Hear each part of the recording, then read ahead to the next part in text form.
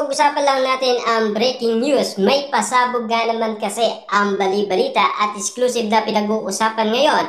Daniel Padilla na paluha sa bali-balitang siya pa rin ang mahal ni Catherine Bernardo. Ibig sabihin, luha yan ng pagmamahal dahil sa kanyang nabalitaan. Dahil alam naman natin, pinagtatapat nila na meron silang nararamdaman sa isa't isa. Na alam naman natin si Daniel Padilla, talagang noong nagkaiwalay sila, ramdam na ramdam pa rin niya ang pagmamahal niya kay Catherine Bernardo. Kahit na wala man ang pagmamahal ni Catherine Bernardo noon, pero pilit pa rin nilang binabalik ang kanilang pagiging loyal sa isa't isa at lalong-lalo na ang kanilang damdamin ay sinasabi pa rin nila sa isa't isa.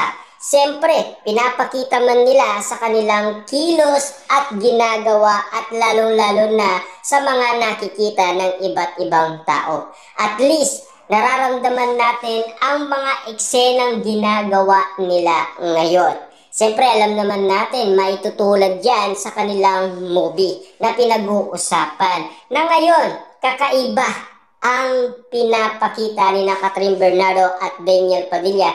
Nag-i-enjoy na sila sa isa't isa. Kasi yun ay enjoy na in love pa rin sila sa isa't isa. Na may along pagmamahal, lalong-lalo na may along kilig yan. Dahil yan ang mga pinag-uusapan. At dyan din umuugot umano ang mga Dilulu fans na Katniel fans. Dahil alam naman natin kasi ang sinisigaw nila na sana magkabalikan sina Daniel Padilla at Catherine Bernardo. Yan kasi ang mga nararamdaman at yan din ang mga katotohanan naririnig natin na pinag-uusapan. Dahil alam naman natin kasi meron pa rin silang feelings sa isa't isa. Kaya alam naman natin ang bali-balitang ito dahil kinababaliwan na yan ng karamihan. Lalo-lalo na pinagkakaguluhan, pinagpepestaan, pinag-uusapan pa. Lalo-lalo na kasi kinikilig na ang mga Dilulu fans dahil sa mga bali-balitang issue at intriga patungkol sa mga sinasabi umano ni Catherine Bernardo at Daniel Padilla. Siyempre, pinang-aawakan nila yan. Yan kasi ang mga ugot ni Catherine Bernardo at Daniel Padilla sa isa't isa. Dahil alam naman natin kasi, tumitibok pa rin ang kanilang puso sa isa't isa. Yan kasi ang nararamdaman din ng karamihan. Dahil yan din kasi ang nararamdaman ni Daniel Padilla at Catherine Bernardo. Kung sabik ang mga Dilulu fans, mas sabik umano si Catherine Bernardo at Daniel Padilla.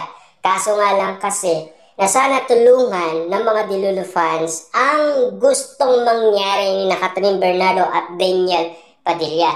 Na sana ganito nga ang sitwasyon na mangyari. Na alam naman natin kasi mahal natin umano sina Daniel Padilla at Catherine Bernardo. Kahit nagdadalawang taon na ang kanilang iwalayan, pero sa tagal-tagal nga naman kasi ng kanilang iwalayan, namimiss pa rin nila ang isa't isa.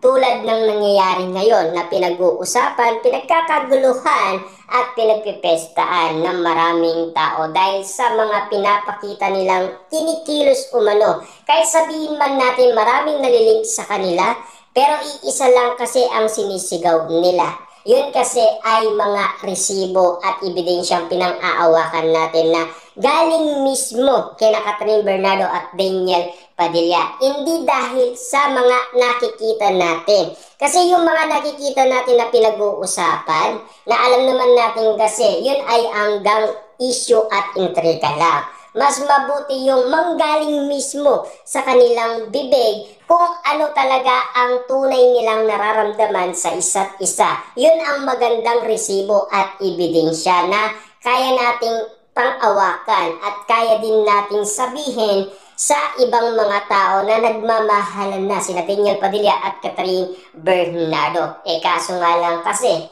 alam naman natin may adla. Kita nyo naman, kinokontra noon ni Mami Min Bernardo si Sian Gasa na si Sian Gasa daw, wag paniwalaan, 'di ba? Kasi kontra si Mami Min Bernardo ayon kay si Ian Gasa. Kita nyo naman, ayaw daw ni Mami Min Bernardo na kausapin ni Catherine Bernardo si Daniel Padilla. Ni magkita sila, ayaw daw ni Mami Min Bernardo, kaya pinagbabawalan daw si Catherine Bernardo. Kaya nga naman kasi, si Catherine Bernardo ay nag-iisip umano ng plano. Hindi lang natin alam kung ano ang mga diskarte nilang gagawin. Hanggat hindi nila ginagawa yan, magkakaproblema lang sila. At bibigat lang yan. At hindi talaga sila makakatulong sa problemang iniisip nila na gusto pa rin nila ang isa't isa. Talagang mabigat na problema yan para kay Catherine Bernardo. Dahil ang iniisip pa rin niya ang mga adlang. Kaya nasasabi niya na lang sa kaibigan niya.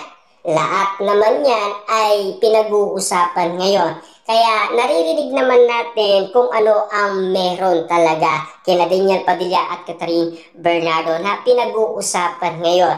Dahil alam naman natin ang Katniel, hindi magtatapos ang ending nila na hindi sila magkakabalikan. Kung bakit nila sinisigaw na sila pa rin ang nagmamaalan sa isa't isa. Marami naling sa kanila pero kwento-kwento lang yon. Hindi naman kasi yun ang inahabol natin, yung kwento na yun. Ang inahabol natin dito, yung manggaling mismo sa bibig ni Catherine Bernardo at Daniel Padilla. Yun kasi ang madalas pinag-uusapan. Kasi random natin yun ay galing umano sa puso ni Catherine Bernardo at Daniel Padilla. Yun ang pinang-aawakan natin. Kasi iniintay lang naman natin silang magsalita kung ano ang saloobin nila.